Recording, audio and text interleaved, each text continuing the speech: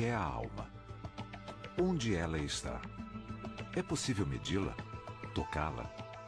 Reproduzi-la? Experiências de quase morte, reencarnação e atividade cerebral inexplicada indicam a existência da alma? São perguntas que intrigam e assombram as pessoas desde que surgimos na Terra. Atualmente, no século XXI, especialistas se aproximam de algumas respostas, usando nova tecnologia e novas compreensões para desvendar os segredos da alma. A ciência da alma. 21 gramas. É o peso atribuído à alma por um médico de Boston em 1907. O Dr. Duncan McDougall conduziu um experimento repulsivo. Ele assistiu à morte de 6 pessoas. O Dr. McDougall queria saber se a alma existia. Então ele construiu uma balança bastante sensível para determinar se os humanos ficavam mais leves no momento da morte. Em somente uma das mortes, McDougall registrou uma mudança de peso de 21 gramas. Seu experimento recebeu uma minúscula menção no jornal The New York Times, mais por curiosidade do que como notícia. Apesar de desde então ninguém ter reproduzido o teste macabro de McDougall, ele é lembrado até hoje como a primeira vez em que a ciência moderna tentou quantificar a existência da alma. Desde o início da civilização, a cultura nunca precisou nem dependeu de uma evidência científica da alma. Uma crença central para a maioria das culturas e religiões é que quando o nosso corpo morre, existe uma parte imortal de nós que resiste à morte, a alma. Todas as grandes religiões do mundo falam sobre os humanos como almas, como verdadeiros seres espirituais que encarnaram aqui nesses corpos e que a morte do nosso corpo físico não é o nosso fim. É só a morte do corpo.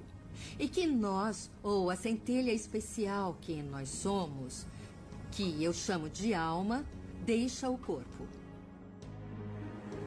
Existem muitas dúvidas atualmente sobre quanto dos aspectos irracionais, misteriosos e sobrenaturais da vida podem ser explicados através da ciência. E muitos cientistas estão direcionando sua atenção para essas questões.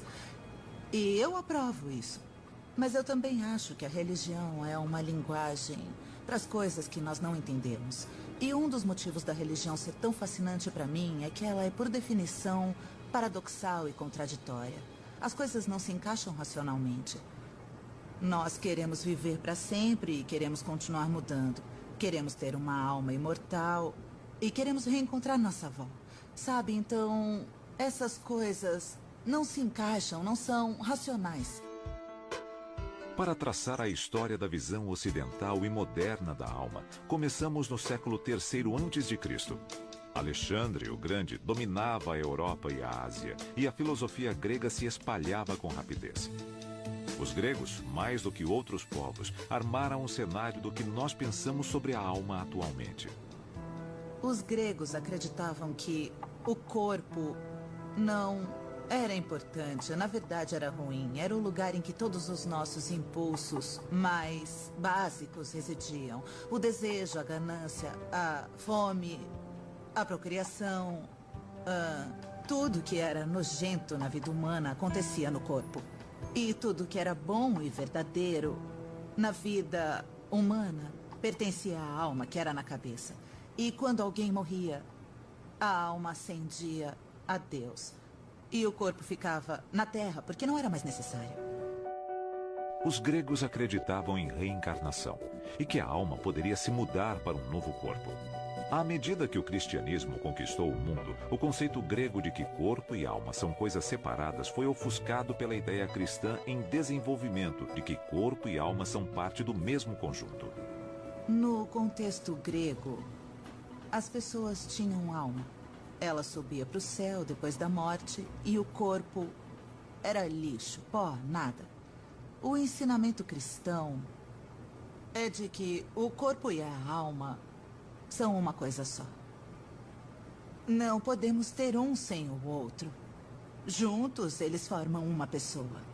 A noção cristã de como é a alma levanta questões que se tornam piada para muitas pessoas, mas é um dos grandes mistérios da vida. Para onde vamos e o que somos depois da morte? Quanto de mim tem minha alma? Ela sou eu quando eu tinha 26 anos, ou a alma sou eu com 80 anos? Sou eu com rugas, ou sou eu sem rugas? Sou eu com meu câncer, ou sou eu sem meu câncer? Bom, essas perguntas começaram a surgir nas pessoas, e aí elas começaram a fazer graça com isso. Mas a dúvida em si é real e poderosa. É um enigma. Todas essas coisas. As crenças cristãs acabaram se distanciando ainda mais das gregas, que costumavam separar a alma do corpo como se fosse uma energia. A alma cristã mais parecia um fantasma com formas. No Inferno de Dante, por exemplo, nós vemos todas as almas, não é? Elas parecem corpos. Dante consegue reconhecê-las, mas são almas. São almas com forma de corpos. Então, acabaram materializando as almas, e eu acho que isso mostra como é difícil para o cristianismo separar o corpo e a alma. Mesmo essas almas que foram consideradas totalmente imateriais, sem substância. Apesar disso, elas são concebidas como corpos. O Ocidente herdou uma combinação do conceito grego e do cristão apocalíptico sobre o que é a alma, o que é mais confuso hoje do que foi antigamente. Se a alma deixa o corpo após a morte, onde ela fica durante os anos ou até séculos em que precisa esperar até o dia em que Jesus voltará para julgar os vivos e os mortos? O que a alma faz no período entre o dia em que a pessoa morre e o dia do juízo final? Bom, onde está a alma em si? Como podemos imaginar a alma fora do corpo? É muito, muito difícil. O que os estudiosos dizem no início do cristianismo é que nós fizemos disso uma confusão. E que antigamente existia uma palavra para ressurreição, que significava ressurreição. E existia uma combinação de palavras para a imortalidade da alma, com significado diferente. E agora, quando nós falamos sobre céu e a vida após a morte, nós misturamos tudo. Nós falamos de céu, falamos de ressurreição, de imortalidade da alma, pensamos em ver nossa avó, em ver Jesus, em ouvir harpas, e nós não desembaralhamos essas ideias. E no mundo antigo elas eram bem distintas. Ou se estava no campo da imortalidade da alma, ou se estava no campo da ressurreição. Já que a ressurreição envolve corpos e a imortalidade envolve almas, René Descartes tentou reconciliar os dois concentrando-se na consciência. No século XVII, ele escreveu a famosa frase: "Penso, logo existo". Desde então, os cientistas acreditam que se existe uma alma, ela reside em algum lugar do cérebro. Mas ainda não a encontraram. Atualmente, ainda lutamos com este problema. A existência da alma é uma pergunta a ser respondida pela ciência ou pela religião. A religião é uma maneira de nós conversarmos e pensarmos sobre os aspectos da vida humana que não dependem de nós. Então, que deixem a ciência continuar sondando. Porque ela deve. E que deixem as pessoas continuarem reconhecendo, por meio da linguagem que funcionar para elas, seja poesia, arte ou religião, que existem aspectos da experiência humana, dos anseios humanos que nunca vão se enquadrar em categorias. E eu acho que a alma é uma dessas coisas. Nós queremos acreditar que existe uma coisa especial em nós, que vive para sempre. E queremos acreditar que vamos reencontrar as pessoas que nós amamos em algum ponto no futuro. Não queremos perder essas pessoas. E esses anseios são poderosos e importantes. Estes anseios requerem que a consciência seja algo separado do cérebro e que seja uma coisa imaterial e mágica. Nosso lado espiritual, que acredita em alguma coisa. Eu já vi homens, mulheres, velhos, jovens, de todas as pés e orientações de gêneros, ateus, crentes, de todas as tradições religiosas. Eu acredito sinceramente que seja um fenômeno humano universal, faz parte de ser humano, que sejamos almas e que cada alma, às vezes, tem a capacidade de ter uma experiência espiritual em certas circunstâncias. Nosso lado científico tem outra visão. Eu não acho que a consciência seja uma alma sobrenatural que não pode ser medida cientificamente, que de algum jeito se associa com o nosso cérebro. E também não acho que exista um mundo místico além do que nós podemos mensurar. E se alguma coisa existe, então faz parte do mundo real e no final devemos ser capazes de detectar. De acordo com uma enquete de 2007 do Centro de Pesquisas Pew, 81% dos americanos acreditam em vida após a morte. 45% acreditam em fantasmas. Pessoalmente, eu tive uma experiência em que eu vi o espírito do meu avô depois que ele morreu. E eu não fui ao lugar onde eu acredito que isso aconteceu. Ainda assim foi verdadeiro para mim. Foi real para mim. E eu sou muito solidária com essas sensações que as pessoas têm, sabe? Elas veem os fantasmas ou espíritos das pessoas que perderam. Ou têm uma experiência física traumática e veem coisas. Na verdade, eu acho que a alma é mais uma questão de fé do que de provas. Hoje, os cientistas estudam pessoas que contam histórias convincentes de que foram outros indivíduos. Na Universidade de Virgínia, um grupo de psiquiatras usa a ciência para desvendar os segredos da reencarnação. Desde os anos 60, a Divisão de Estudos da Percepção coleta casos de crianças que alegam ter memórias de vidas passadas. O grupo tem registros de 2.500 crianças. Bom, eu acho que a pesquisa indica para as pessoas que estão abertas a considerar a possibilidade que existem evidências de que a consciência às vezes pode existir separadamente de um cérebro funcional. Então, no caso dos relatos dessas crianças, olhando para os melhores casos, eles fornecem evidências de que às vezes pode existir uma passagem de lembranças e emoções. Elas parecem ter saído de uma vida e passado para outra. Maio de 2000, Lafayette, Louisiana. Uma mãe acorda ouvindo os gritos de seu filho de 2 anos. Ele estava deitado de costas e estava chutando com os pés para cima e batendo os punhos no ar, chutando, chutando e gritando com todo o ar dos pulmões. Andrea Leininger não consegue acalmar seu bebê James. Depois de algum tempo, ele volta a dormir. Ela acha que o pesadelo acabou. Mas, na verdade, é só o começo. Depois, na noite seguinte, aconteceu de novo. Foi a mesma coisa, com o mesmo movimento de chute. E quanto mais ele fazia, mais bizarro ficava, porque era uma coisa muito específica e muito repetitiva. Isso marcou o início de um dos casos mais bem documentados de uma possível reencarnação da história. Atualmente, James Leininger tem 12 anos.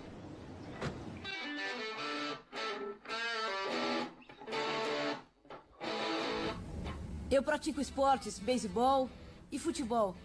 Eu vou para uma escola episcopal e tenho vários amigos lá.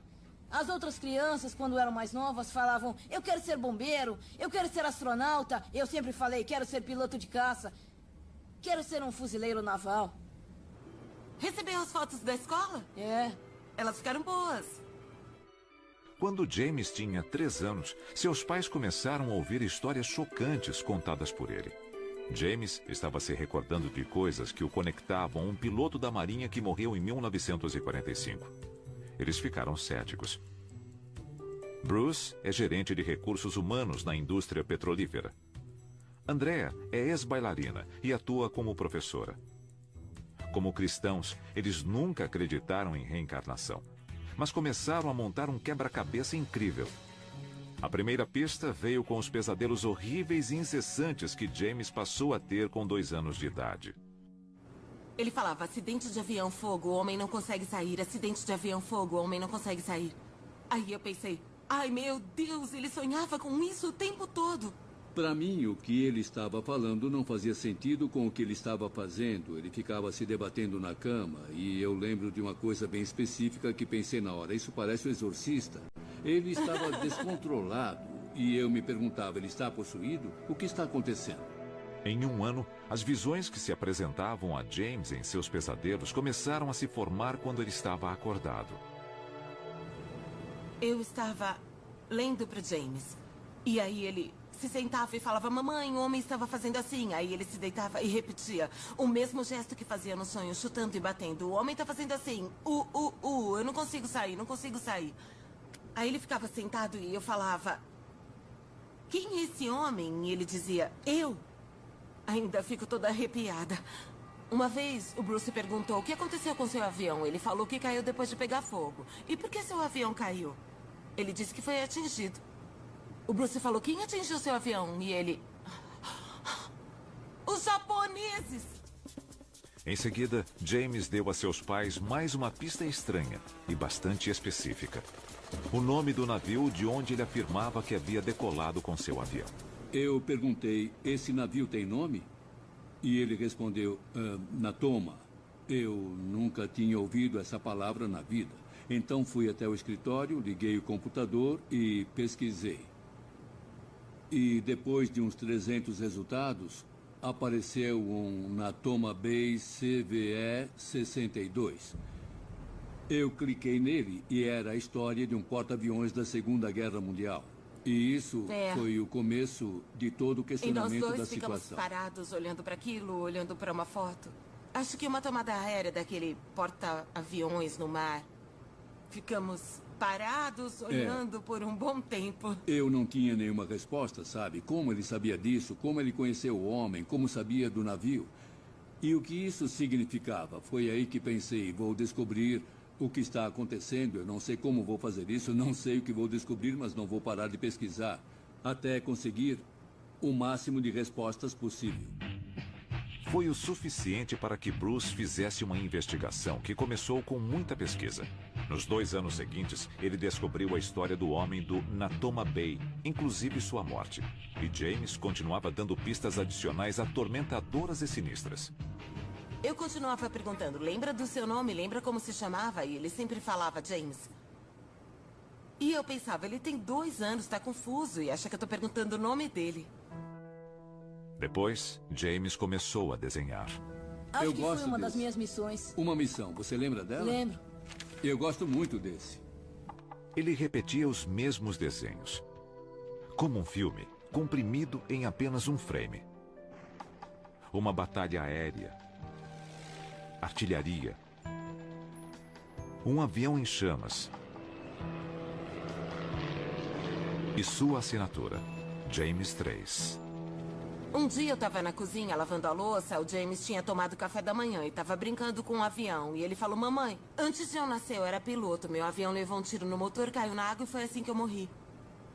Eu fiquei paralisada. Foi uma coisa tão bizarra para ele falar. Mas aquilo era verdade. Ele não fez drama nenhum, não demonstrou nenhuma emoção. Aos 3 anos, James começou a fingir ser piloto, com uma atenção aos detalhes que impressionou seu pai. Um dia, ele arrastou um assento de carro até um armário do meu escritório e montou uma cabine lá dentro. Ele tinha um console de brinquedo e transformou aquilo num painel. Bom, ele ia de um lado para o outro. De repente, ele abriu a porta com força e se jogou de dentro do armário. Eu perguntei o que aconteceu, seu avião caiu? E ele falou, não, meu avião foi atingido e tive que pular. A descoberta seguinte ocorreu quando Bruce foi convidado para um reencontro entre veteranos do porta-aviões Natoma Bay. Ele perguntou o nome de homens mortos em ação, e isso o levou a resolver o mistério de James 3. Ele me ligou e falou, você não vai acreditar, só tem um homem do Natoma Bay que foi morto na batalha de Iwo Jima. O nome dele era James M. Houston Jr. Eu falei, peraí, então o James 3 é o James III. Eu fiquei muito empolgada, eu pensava, é ele. James M. Houston Jr. O nome dele é James, pode ser James III. James Houston Jr., piloto da Marinha na Segunda Guerra Mundial. Com 21 anos de idade, no dia 3 de março de 1945, seu avião foi atingido sobre Chichijima. Agora, os pais céticos haviam encontrado evidências de que seu filho realmente havia reencarnado. James Leininger, um garoto da Louisiana, passou a infância contando lembranças de quando foi piloto da Marinha durante a Segunda Guerra Mundial. Memórias de uma vida passada que seus pais não poderiam mais ignorar. Dos 2 aos 6 anos de idade, James continuou fornecendo provas de uma incrível possibilidade de ele ser James Houston reencarnado. Esse avião, o Wildcat, é o avião em que James Houston caiu. E ele foi o piloto de teste do Corsair. Ele testava esse modelo decolando de um porta-aviões. O F-18 é o avião que eu quero pilotar quando crescer. Desde os 2 anos, James mostrava uma fascinação incomum por shows de aviões militares e uma estranha familiaridade com aeronaves vintage. Com muita cautela, seus pais fizeram contato com a única parente viva de James Houston, sua irmã, Annie. A princípio, ela não sabia o que pensar sobre o menino que afirmava ser seu irmão reencarnado. Até que James perguntou sobre um quadro que somente uma pessoa além dela sabia existir. Ela escreveu para mim em 16 de janeiro de 2006. Querido James, eu espero que esse seja o quadro que você mencionou. É a única imagem minha pintada pela minha mãe. Eu sinto muito por ter demorado tanto para enviá-lo para você. As últimas semanas têm sido muito agitadas. Espero que você goste. Com amor, Annie. James acreditava e ainda acredita que a alma do piloto morto perguntou pelo quadro. Eu perguntei para ela sobre um quadro que a minha mãe passada tinha feito para ela e para mim. Ficou no sótão dela por uns 50 anos. Meus pais e ela acharam uma loucura que eu soubesse uma coisa dessas. Annie também passou a acreditar. E havia outras conexões ainda mais assustadoras. James tinha 3 G.I. Joes, que chamava de Billy, Walter e Leon. Nomes que seus pais consideravam estranhos para uma criança escolher.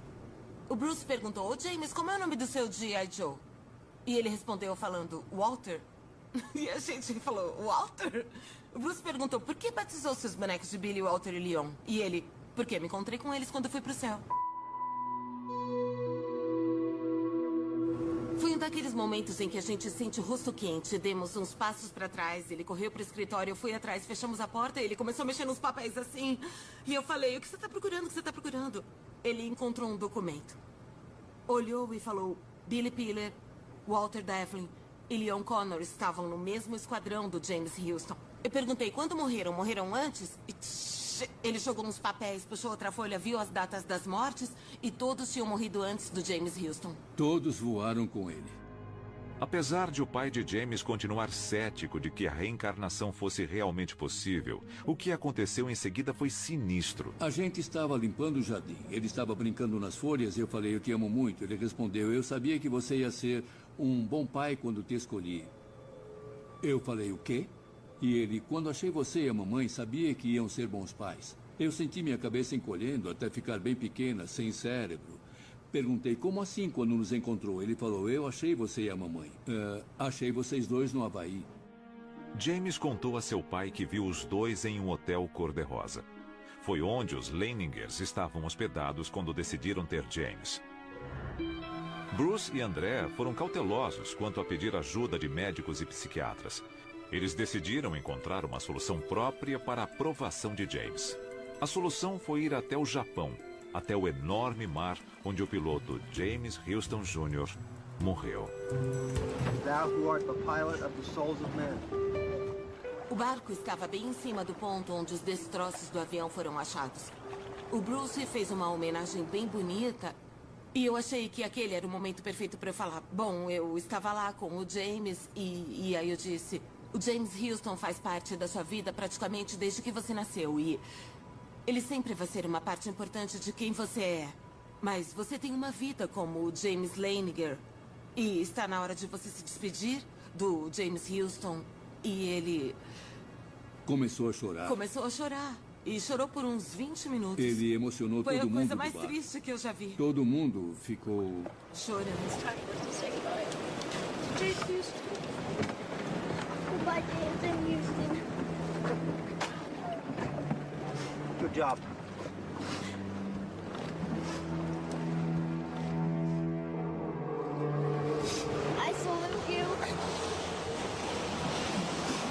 Good boy.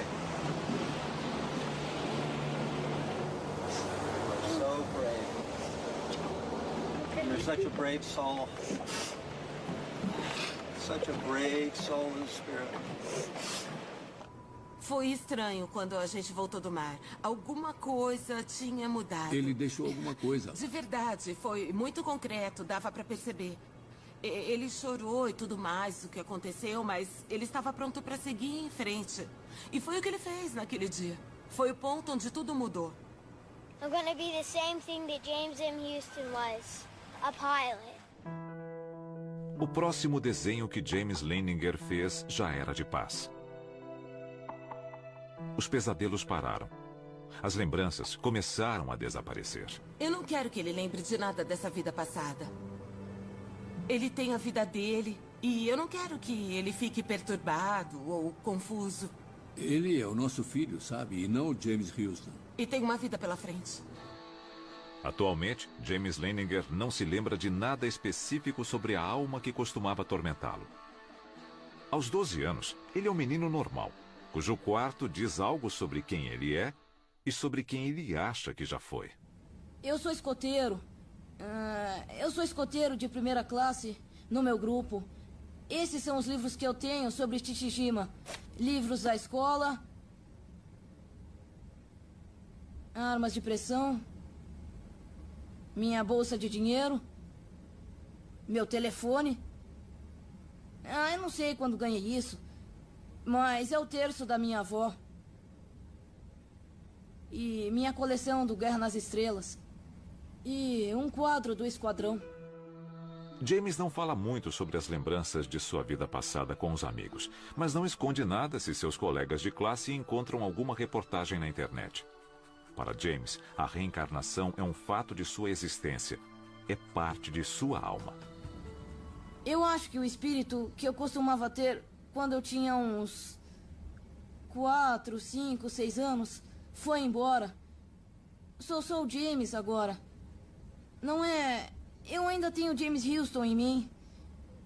Eu acho. Mas agora não é uma coisa ruim. É mais a parte de paz da história da vida dele. Em vez do acidente de avião e da morte dele.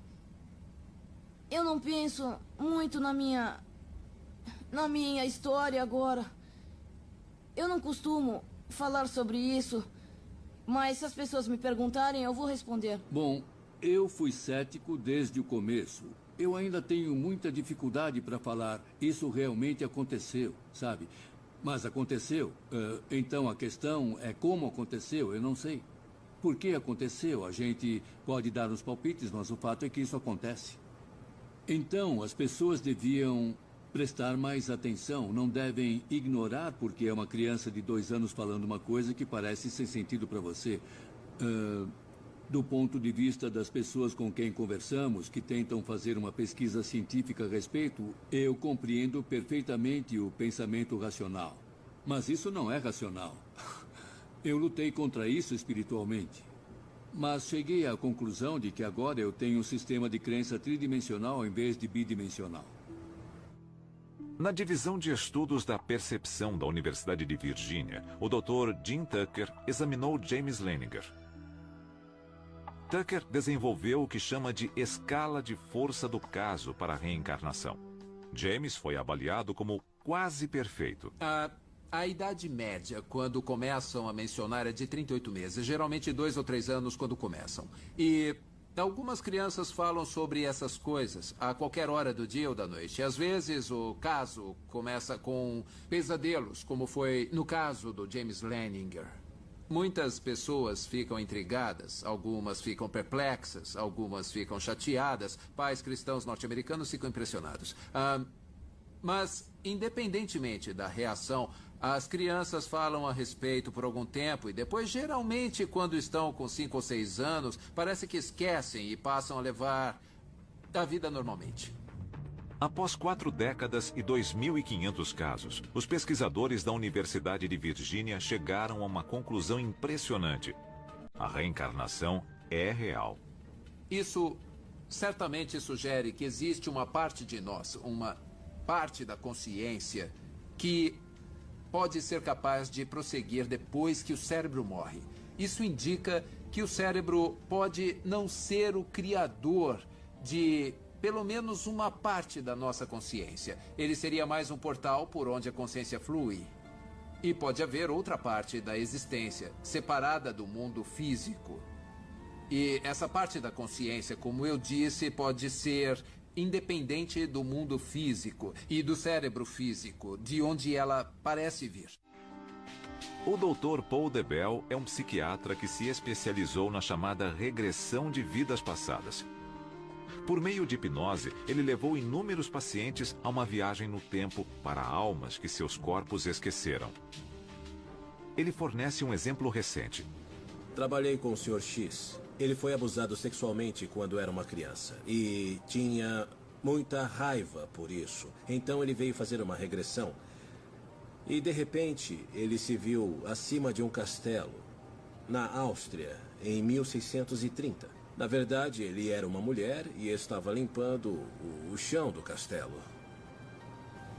DeBell acredita firmemente que ajuda as pessoas a encontrar sua alma por meio da ciência. Eu acho que a espiritualidade hoje está no mesmo ponto em que a psicologia estava 100 anos atrás, quando ninguém achava que a mente podia ser compreendida, achavam que os sonhos não podiam ser compreendidos, achavam que as doenças mentais não podiam ser compreendidas porque eram complexas. Mas quando usamos as mesmas ferramentas, que são uma investigação metódica e sistemática, com hipóteses e provas experimentais, então vamos começar a ter algum progresso. Enquanto isso, os céticos da reencarnação diriam que o caso de James Leininger é circunstancial, na melhor das hipóteses. Entre americanos, a crença na reencarnação está crescendo. Parte disso é por causa das celebridades que falam que acreditam em reencarnação. A Julia Roberts falou recentemente para a revista Elle que acreditava. Ela comentou que se achava muito hindu e falou sobre sua filha e sobre como a filha claramente corporificava outra pessoa. Minha opinião sobre isso é que os americanos gostam de reencarnação porque, de maneira comparativa, a vida aqui é boa.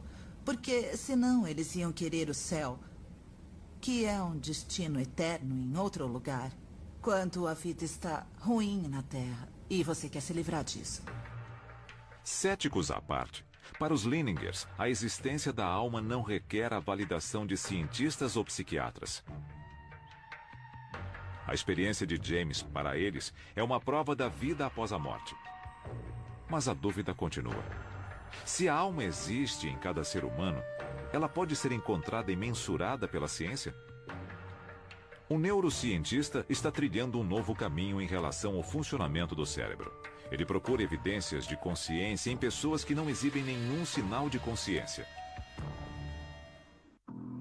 Os egípcios antigos eram obcecados pela vida após a morte e mantiveram esta crença por milhares de anos. Eles acreditavam que a alma e o corpo eram tão intricados que precisavam um do outro no além. Por isso, aperfeiçoaram a mumificação. Eles até guardavam os órgãos internos da múmia para mantê-la segura. Eles acreditavam que a alma se localizava no coração. Quanto ao cérebro, eles afirmavam que não tinha função. Por isso, ele era removido pelo nariz e descartado. Epicuro, filósofo da Grécia Antiga, acreditava que a alma era formada por átomos e que eles eram dispersos no cosmos após a morte. No século XVII, o filósofo René Descartes fez uma declaração revolucionária quando igualou a alma à consciência. Penso, logo existo. Os egípcios acreditavam que a alma estava no coração, mas Descartes tinha certeza que ela residia em algum lugar do cérebro. Quando o campo da neurociência nasceu, cientistas começaram a vasculhar e analisar o cérebro humano em busca da alma, mas nunca a encontraram. Ninguém tem certeza de onde procurar entre os 100 bilhões de neurônios do cérebro. Alguns cientistas dizem que é um mistério impossível de solucionar devido à complexidade do cérebro. Mas outros estão determinados a provar que o cérebro é a chave para desvendar os segredos da alma. Na escola de medicina, os alunos dissecam o cérebro como parte da aula de neuroanatomia. E eu estudei um cérebro preservado em formaldeído. Foi a minha primeira oportunidade de fazer uma dissecação num cérebro. E tinha um manual, então eu deixei o manual perto de mim. O professor me deu uma sonda, então falou: bom, a primeira coisa que podem analisar é o córtex. Retirem delicadamente essa camada de células. E eu fiquei pensando, será que estou tirando o que pode ser a lembrança de uma pessoa, de um piquenique, durante um verão em sua infância? Ou uma relação com uma pessoa importante na vida dela? O que eu acabei de remover desse cérebro já foi alguma coisa? Eu acho que a alma e a mente são trocáveis. Eu acho que, como neurocientista, que a mente e o cérebro são permutáveis. Há 20 anos, o Dr. Adrian Owen estuda quais partes do cérebro são ativadas por atividades específicas. Bom, a nossa mente é um produto do cérebro complexo que nós temos. E acho que o motivo de a gente achar que tem uma alma e que a minha alma é diferente da sua é porque meu cérebro é diferente do seu. Para o Dr. Owen, o cérebro é a chave para solucionar o mistério de quem somos nós. Ele está tentando provar isso ao trabalhar com pacientes em estado vegetativo. Quero que olhe essas fotos, Chris. Eu quero que tente olhar. Tá? Esses são você, o Randy e o Walt. Vocês estão de uniforme. Chris era um oficial em treinamento na Academia Militar de West Point. Em 2007, ele sofreu um acidente de carro e quase morreu. Em vez disso, ele sobreviveu com uma sequela permanente no cérebro. Mas o Chris de antes, um cadete jovem e brilhante com a vida pela frente, não existe mais. Chris, tá vendo a foto de você e dos seus amigos? Não dá para imaginar. Nem no pior pesadelo. Já vi famílias passarem por isso, mas até acontecer comigo, eu não tinha a menor ideia de como é de cortar o coração. Tem alguns momentos em que eu penso que ele não está aqui. Em outros, eu sinto com certeza que ele está aqui, que está ouvindo, fazendo contato visual comigo. Mas é muito difícil indicar onde ele está ou se está aqui. Será que está preso? Realmente não temos essas respostas. Não acredito que o Chris não tenha alma. Acho que existe uma centelha de vida que deixa a pessoa no momento da morte. É basicamente o que é a alma. E o Chris pode não estar consciente agora, mas ainda está aqui. Eu com certeza acredito que a alma seja mais do que só consciência. Chris, eu tô com um martelo e uma bola. Quero que você olhe para a bola. O que a pesquisa do Dr. Owen tenta provar é se, clinicamente falando, Chris está tão consciente agora quanto antes do acidente. Com a consciência, nós temos um grande problema, porque a única maneira de eu provar que eu estou consciente é por meio de alguma ação. Ou dizendo ou demonstrando. E se nos basearmos em uma coisa que chamamos de distúrbios da consciência, como o estado vegetativo ou o estado minimamente consciente, não temos essas ações com muitos pacientes. Eles são, por definição, incapazes de produzir esse tipo de resposta que todas as pessoas usam para demonstrar que estão conscientes. Para o Dr. Owen, o que começou como um simples estudo sobre consciência transformou-se em uma descoberta sem precedentes. Ele realizou exames em uma mulher de 23 anos em estado vegetativo. Os resultados revolucionaram a compreensão científica do cérebro. Ela foi vítima de um acidente de trânsito e foi examinada periodicamente por 5 meses. E em cada um dos exames, ela se encaixava em todos os critérios necessários para o diagnóstico de estado vegetativo. Então ela foi colocada no aparelho de ressonância magnética funcional e pedimos que ela se imaginasse jogando tênis. Nesse exame, quando ouvi a palavra tênis, eu quero que você se imagine em uma quadra de tênis jogando uma partida de tênis. Nós escolhemos essa tarefa porque foi uma coisa que fizemos várias vezes com voluntários saudáveis. E já sabíamos que produzia uma ativação bem específica de uma área frontal, bem no meio do cérebro, chamada área motora suplementar. Essa área controla os movimentos da parte superior do corpo. E mesmo mentindo para a máquina ou só imaginando que estamos movendo o corpo como se estivéssemos jogando tênis, já ocorre uma ativação forte dessa área do cérebro. Enquanto ela estava no aparelho, nós a instruímos que quando ela ouvisse a palavra tênis, começasse a se imaginar praticando o esporte e continuasse até eu dizer descansar. E quando fizemos isso, o cérebro dela foi ativado, igual ao de um voluntário saudável. Com base nisso, concluímos que o estado dela não era vegetativo e que ela estava consciente. Foi muito empolgante. E nós também fizemos outro teste, porque era importante provar que aquilo não era só uma reação automática e que se nós mudássemos o teste, a ativação cerebral ia mudar. Então, usamos um tipo de teste com navegação espacial. Pedimos que ela se imaginasse indo de um cômodo a outro da casa dela. Nos voluntários saudáveis, isso basicamente sempre ativa uma área bem no interior do cérebro chamada giro hipocampal. Eu nunca vi ativar em um paciente vegetativo. E apesar disso, quando pedimos para ela se imaginar andando de um cômodo a outro em casa, o giro hipocampal dela foi ativado da mesma forma que num voluntário saudável. O trabalho revolucionário de Owen levanta novas questões sobre onde a consciência começa e onde acaba. Para os povos indígenas da América, os humanos são a minoria em um mundo habitado principalmente por espíritos. Um ponto em comum entre as crenças dos Cherokees aos Haidas é que a transformação ocorre quando uma crença está prestes a harmonizar sua alma com o mundo de espíritos ao seu redor. Neste momento crucial, guias espirituais levam o adolescente à vida adulta e a alma humana é liberada.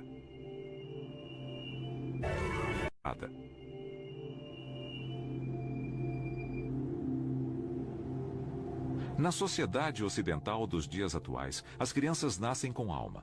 A alma e o corpo estão ligados. Um dos princípios centrais da fé cristã é que Jesus ascendeu dos mortos, certo? E eu acho que isso é muito tranquilizador para as pessoas, porque elas associam o corpo com identidade, a ter tanto alma quanto corpo. E, na verdade, no cristianismo é muito difícil separar o corpo da alma, porque eles descrevem praticamente um casamento entre um e o outro.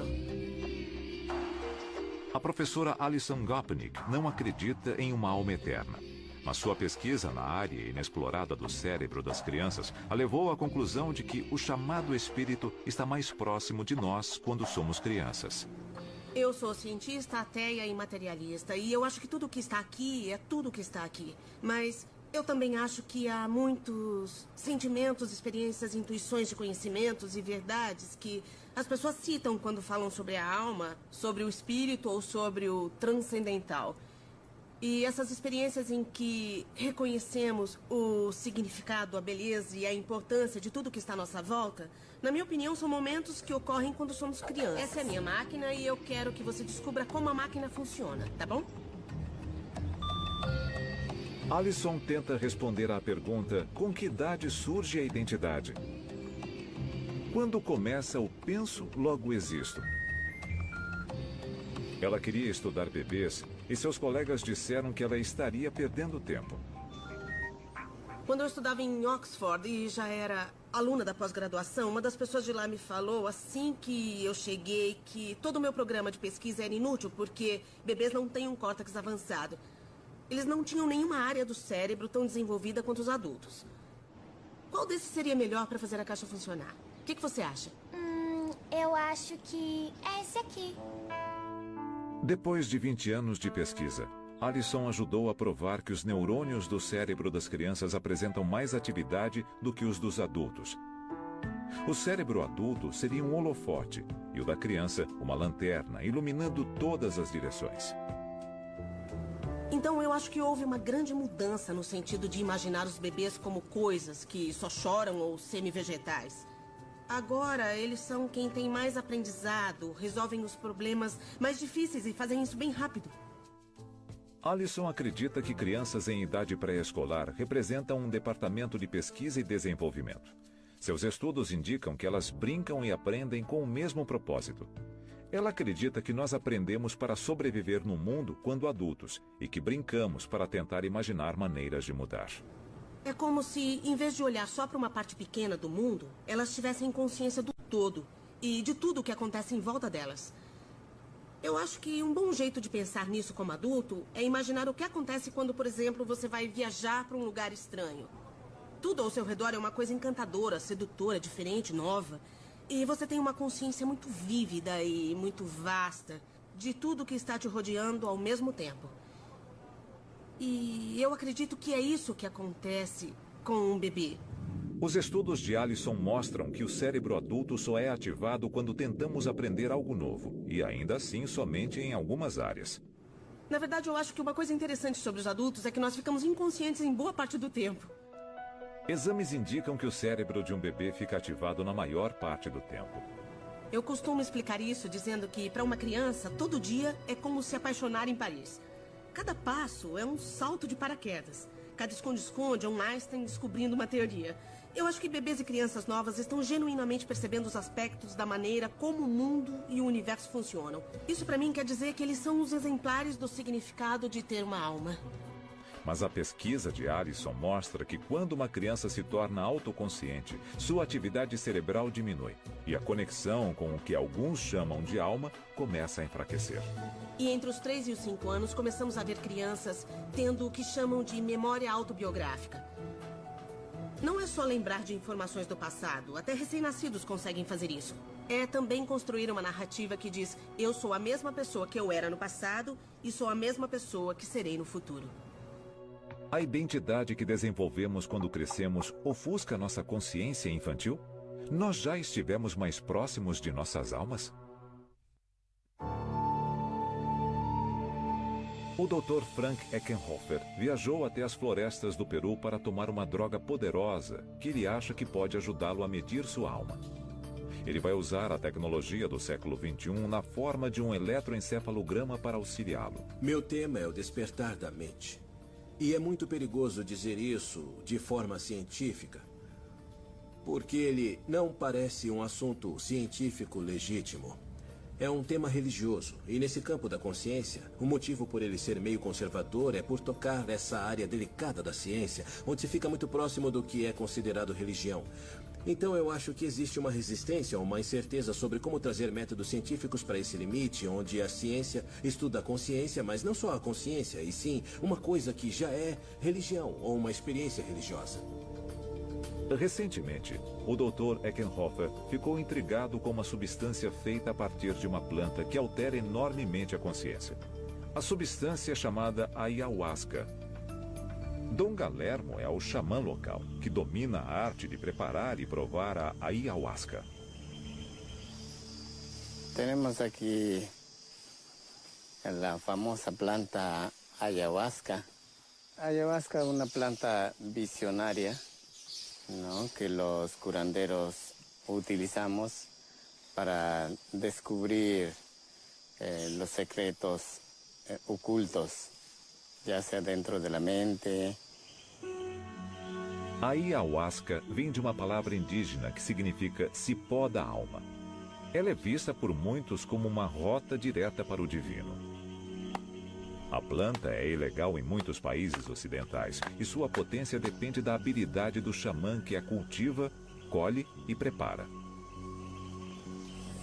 Como dicen, plantas sensibles, plantas inteligentes, pero dentro sí tiene su alma que nos escucha, nuestra voz, ¿no? Y muchas veces en sueño o intuitivamente o en visiones nos puede comunicar. A ayahuasca é consumida na forma de uma bebida. Partes do cipó da planta são amassadas e fervidas com folhas de chacrona em 30 litros de água. Depois é feita uma redução. A ayahuasca é o litro de líquido resultante. Ao longo dos séculos, aqueles que tomaram a bebida relataram experiências extracorporais e encontros com seres que só podem ser descritos como almas. O Dr. Eckenhofer concentra seus estudos sobre a ayahuasca nos níveis elevados de serotonina e atividades cerebrais dormentes que ocorrem sob a influência da droga. Ele já estudou os padrões cerebrais de monges budistas e acha que eles guardam um segredo. Monges budistas alcançam estados alterados de consciência por meio de meditação. Os budistas acreditam que chegam a um estado elevado de consciência que os deixa mais próximos do que chamam de alma universal. O Dr. Eckenhofer foi ligado ao aparelho de eletroencefalograma para descobrir se depois que ingerir a droga haverá alterações mensuráveis na atividade neuronal de seu cérebro. O eletroencefalograma é muito sensível à mudança mais sutil na consciência. Alterações de padrão enormes acontecem no eletro. Eu já fiz medições e descobri que existem frequências muito interessantes. E essas frequências são indicadores dessa mudança de estado.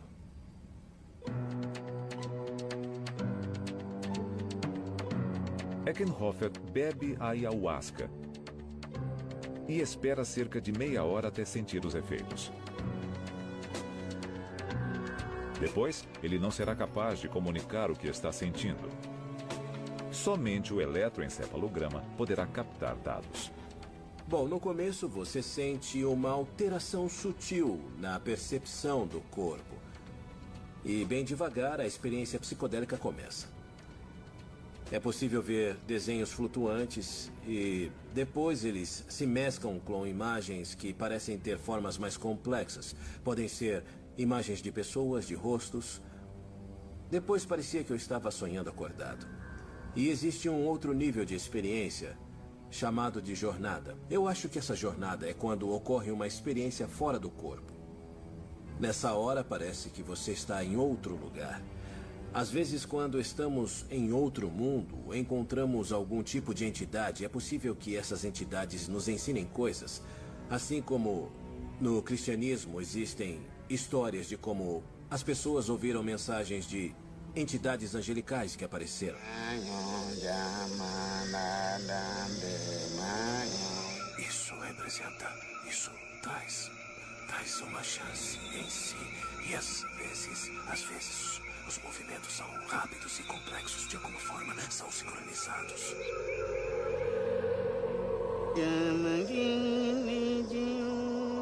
Quando entra em um estado alterado, Eckenhofer começa a mover as mãos como se estivesse conduzindo uma orquestra invisível. Seus colegas de pesquisa esperam que o eletroencefalograma registre o pico de atividade, sustentando a teoria de Eckenhofer de que a ayahuasca pode indicar um caminho para tocar a alma.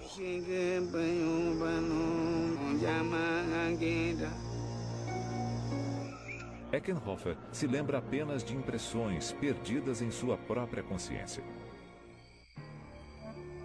Na manhã seguinte, ele já está no modo científico, examinando a história contada pelo eletroencefalograma. Assim que a ayahuasca fez efeito total, seu cérebro entrou em um estado de consciência ainda mais elevado. Bom, vamos aqui e vamos procurar alguma parte alfa. Nossa! Essa parte, olha! O que quer que tenha visto, Eckenhofer podia aparecer em um estado próximo do coma, mas seu cérebro estava em chamas.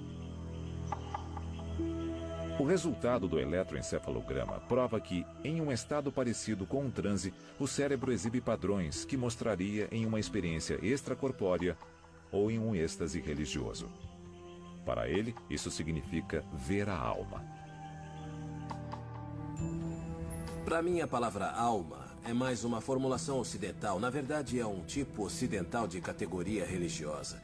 Eu sinto que a alma é um ponto de encontro entre uma dimensão amorfa de espiritualidade e o mundo físico. Talvez isso possa ser visto como alma ou ponto de ligação. Enquanto um grupo tenta encontrar evidência de consciência elevada dentro da própria mente, outro tenta ver se é possível criar este efeito construindo um cérebro. O monstro de Frankenstein, um ser pensante criado pela ciência, mais poderoso do que seu criador, e no final, rejeitado por ser temido e mal compreendido. O famoso monstro de Mary Shelley sobrevive a quase 2 séculos de cultura popular porque a história de Frankenstein nos assusta até o fundo da alma. O Dr. Frankenstein era um cientista suíço obcecado pela centelha da vida humana. É até adequado que outro cientista tenha escolhido a Suíça para lançar um projeto equivalente no século XXI. Há 15 anos, o Dr. Henry Marcran tem trabalhado em uma máquina modelada biologicamente que pode pensar como nós. O Dr. Marcran é líder do projeto Blue Brain, que usa um dos supercomputadores mais potentes do mundo para fazer a engenharia reversa do cérebro humano. Muita gente pergunta por que está fazendo isso, ou então, por que quer construir um modelo? Se existem 6 bilhões de pessoas no mundo, vai servir para alguma coisa? Vai ser realmente útil? No fim das contas, nós só estamos tentando entender e aprender sobre o cérebro e sobre o que ele é capaz. Ele é a mesma coisa que nós? É o mesmo que um ser humano? Ele consegue captar isso? O objetivo do projeto é reproduzir a complexa estrutura do cérebro humano em um computador e ver se ele tem a habilidade de pensar como nós fazemos.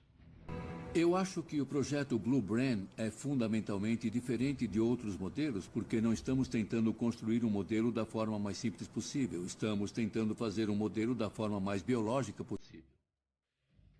Se um cérebro artificial puder ser criado com características biológicas, Marcran diz que não pode prever se ele se tornará ou não um cérebro consciente. Nossa estratégia é, se nós construirmos corretamente e entendermos desde o princípio, ele vai se desenvolver e vai falar e vai ter funções cerebrais elevadas, mas eu não sei, ele pode ter consciência ou não. Assim como o Dr. Frankenstein, a equipe do projeto Blue Brain usa material vivo para formar sua criatura. Não de humanos, mas de ratos. Os neurônios humanos são impressionantemente similares aos dos ratos. Primeiro, um rato é decapitado. Em seguida, uma fatia fina de seu cérebro ainda ativo é submersa em um fluido cerebral artificial, o que possibilita que o tecido cerebral continue funcionando por várias horas. O tecido é colocado sob o microscópio e um único neurônio é extraído. Depois, as formas e reações básicas dos neurônios de rato ainda vivos são mapeadas. Estes gráficos são imagens reais do projeto Blue Brain e mostram a atividade dos neurônios de rato que o computador criou com sua mente. Qualquer mecanismo encontrado no cérebro humano pode ser replicado em uma máquina. Isso é consciência? Muita gente vai dizer não, é só uma máquina, é só um software. Um programa não pode ter consciência. Outras pessoas como eu diriam, bom, nós somos um programa. Temos 100 bilhões de neurônios e conseguimos compreender com precisão o que está acontecendo em cada um. Os neurônios tirados de cérebros de ratos vivos formam o modelo da consciência artificial do Dr. Marcran. Seu computador mapeia e depois imita as ações dos neurônios. Basicamente, Marcran está construindo um cérebro, gerando por computador um neurônio por vez. O segredo é procurar a regra, e assim não precisamos estudar cada neurônio do cérebro. E depois construímos um modelo com 100 deles e não 1 bilhão. Assim que fazemos os 100, podemos analisá-los, podemos analisar as estatísticas e os padrões. E esses padrões podem ser usados para recriar toda uma diversidade, bilhões. Então hoje, na verdade, nós podemos criar mais de 200 tipos de neurônios diferentes. E depois multiplicamos os neurônios como quisermos, não é limitado. Outras pessoas não têm tanta certeza de que o Blue Brain e outros projetos de inteligência artificial do futuro terão sucesso. Estas pessoas acreditam que a consciência é muito complexa. A inteligência artificial é interessante. Não dá para fazer um cavalo com penas. Seria muito difícil fazer um computador com pano. E não dá para fazer uma mente consciente com chips de silício. Construir um cérebro humano exigirá um computador 1000 vezes mais potente do que qualquer um que exista atualmente. Seria necessário um espaço equivalente a 3 campos de futebol para armazenar este computador. Mas Marcran diz que o objetivo de criar uma inteligência artificial consciente está ao alcance. Os dados estão aqui, a tecnologia está aqui para ser explorada. O poder de computação chegou a um nível incrível. Temos supercomputadores de petaflops que fazem de 10 a 15 cálculos por segundo. É a primeira vez na história que esses fatores estão se reunindo, o que é exigido para pesquisa com base em simulação. Com esse encontro, é inevitável. Isso vai acontecer. O O professor Marcran espera concluir o trabalho em seu cérebro artificial dentro de 10 anos. Quais propriedades este cérebro vai possuir? Ele irá se considerar igual a nós? Ele terá emoções e personalidade? Ele terá alma? Quando se fala sobre inteligência artificial, é claro que todos temos que pensar naquele momento em que vamos desenvolver uma coisa artificial que é um pouco mais inteligente do que nós. Talvez como consequência, assim que a gente conseguir fazer uma coisa um passo melhor do que nós, para realizar algumas funções, ela vai ser capaz de produzir uma inteligência 2 passos melhor do que nós.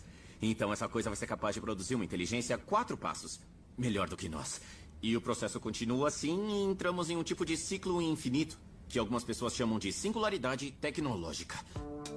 A singularidade é prevista por futuristas como o momento em que as máquinas se tornarão conscientes e mais capazes do que os humanos.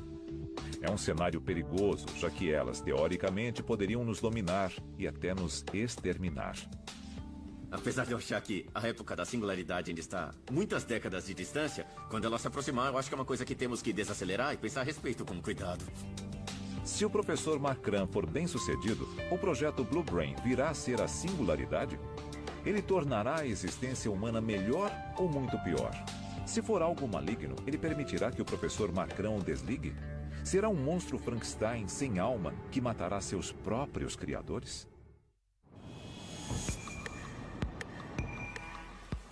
Hiroshi Ishiguro trabalha para projetar um mundo em que humanos e robôs são indistinguíveis. E, quase acidentalmente, ele está mexendo com a noção de onde a alma das pessoas começa e termina.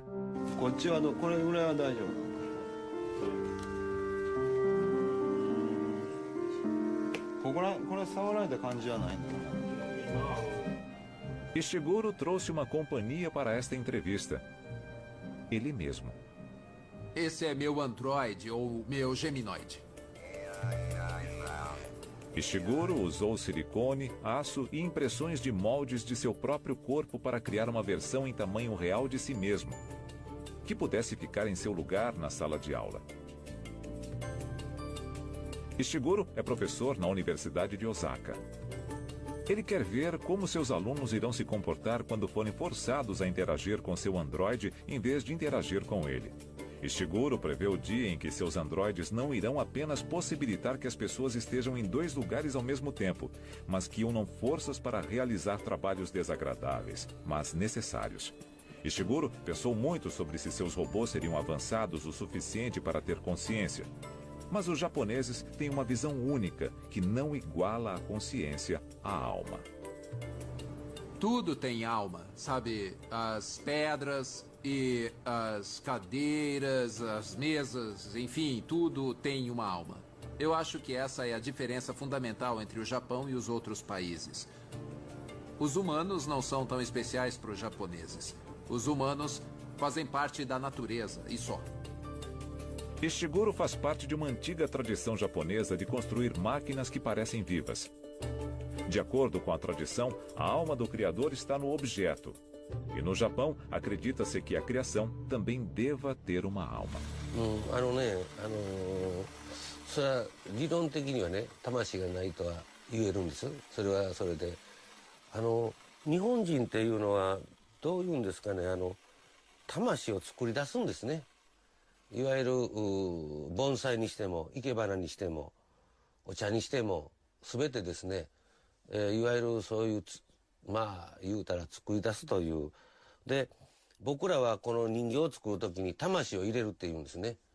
でやはり一生懸命作るとですね、それがこう生きてるように思えてくるわけですね。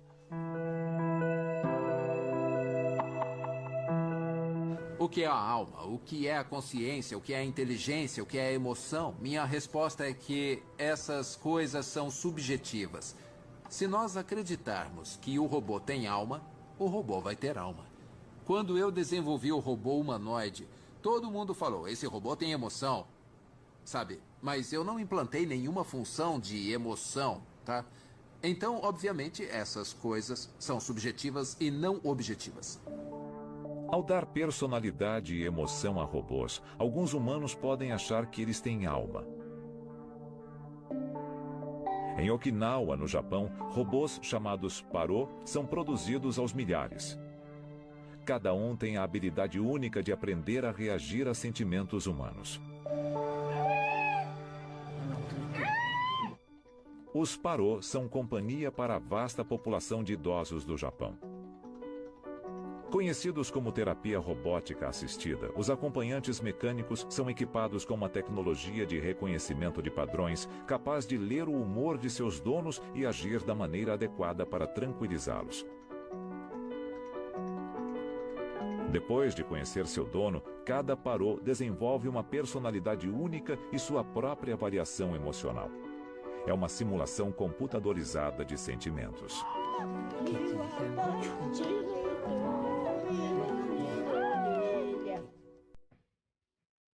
O objetivo final do professor Ishiguro é superar as emoções do Parô, construindo um androide que se move, fala e se parece com um humano. Além de seu geminoide, ele também criou uma androide com expressões emotivas avançadas. Equipada com um software de reconhecimento facial, ela é capaz de assistir a outro ser humano em um monitor e imitar sua expressão. O custo? $100 mil por robô. E há um desafio. O problema está ficando mais complexo. Por exemplo, o movimento do corpo. Isso é natural, essa reação também é natural, assim, tá? Mas, bom, um médico me falou que ele seria uma pessoa com uma lesão no cérebro e que eu preciso trabalhar com neurologistas. Preciso ter conhecimento maior sobre os humanos, para só então aperfeiçoar o robô. O cérebro contém 100 bilhões de neurônios, espalhados por cerca de 160 mil quilômetros de vasos sanguíneos. A neurociência acaba de começar a descobrir como isso tudo funciona. Enquanto alguns cientistas procuram ativamente criar a consciência, outros se deparam com ela quase acidentalmente, encontrando a alma. Em um futuro próximo, algum deles terá que responder à questão: existe algo que sobrevive ao corpo? Bom, a consciência é um mistério. E eu acredito que quando criarmos um sistema não biológico que tenha o mesmo tipo de comportamento e a mesma complexidade ou riqueza de inteligência emocional, que também é uma forma de inteligência, ele também vai ser consciente.